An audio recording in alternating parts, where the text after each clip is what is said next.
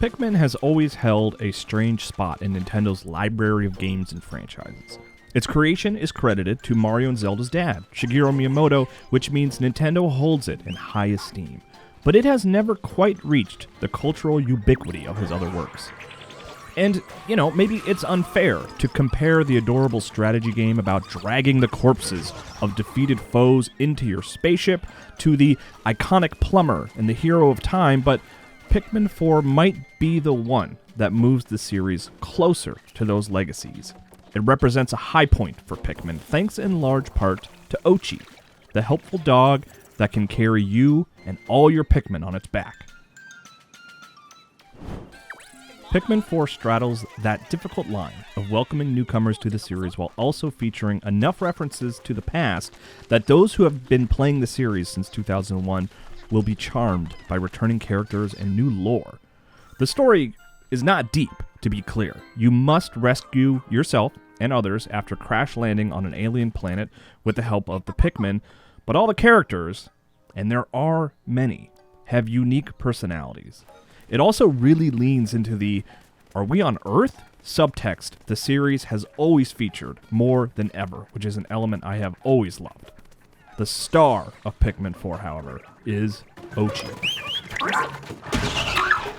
He doesn't particularly look like a dog, but he acts like one, excitedly greeting you every morning for your daily adventure, defending you from danger, and helping your Pikmin carry objects they can't quite handle alone. In a game about managing a large group of helpful creatures, Ochi is your fantastic assistant manager that does all the heavy lifting. His greatest strength, however, is carrying you and all your Pikmin with the press of a button. As visually interesting as it has always been to corral dozens of Pikmin and throw them at your problems, it always leads to annoying issues of them falling off bridges or getting caught on corners. Gathering all your Pikmin on Ochi's back eliminates this issue and makes everything just so much more manageable, which lets you focus on what's fun about the game. Finding and making new paths in the traditional Pikmin levels to expand your exploration avenues in the limited time frame is rewarding, and the locations are all visually distinct, making them much easier to learn. They feel less like mazes, which I appreciate. The addition of underground caves is another highlight. While underground, time slows for reasons that are thankfully hand-waved away with some funny dialogue, and you are free to play Pikmin without fear of the clock. These sections are frequent, enjoyable, and bite-sized. They never outstay their welcome, except for the marathon finale, but I enjoyed that as a last hurrah for the game. And they encourage you to try new strategies in spaces designed to push you creatively. You can also venture out at night for the first time in dedicated combat sequences where you worry less about losing Pikmin while defending a home base from encroaching enemies.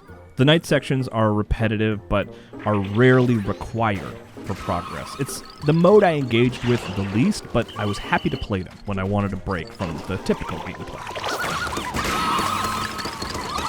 The Dandori sequences mix up the action even further with enjoyable competitive scenarios against AI opponents and sections where you are awarded medals for collecting the most in a limited amount of time. The former sequences are exciting and often intense, and the latter does a great job of making you pine for that perfect score.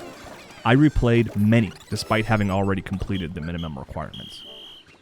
Ochi, the caves, and Dandori are all excellent additions to Pikmin, but the new rewind option is arguably the one that most addressed my frustrations with the Pikmins of the past. Rewind lets you roll back the clock a bit. If you just need a little extra time at the end of a day or against a tough boss, Ochi helps you take care of your Pikmin, and they are the smartest they have ever been, but I was still thankful for that rewind option, especially for some of the big challenges near the end. The mechanic is one I honestly didn't lean on a lot, but I was so happy I could use it when I did need it. When it comes to iterating on the standard Pikmin gameplay established by the first release, Pikmin 4 is the smoothest, best controlling, best looking version, and all the additions are worthwhile and fun to play. The variety of tasks, which you can tackle in any order of your choice, prevents you from doing the same thing for too long, and I enjoyed saving other survivors and expanding my home base roster. Pikmin may never rise to the top of the Nintendo heap. And honestly, it's probably unfair to expect that it ever could, but the latest Pikmin is the best effort yet.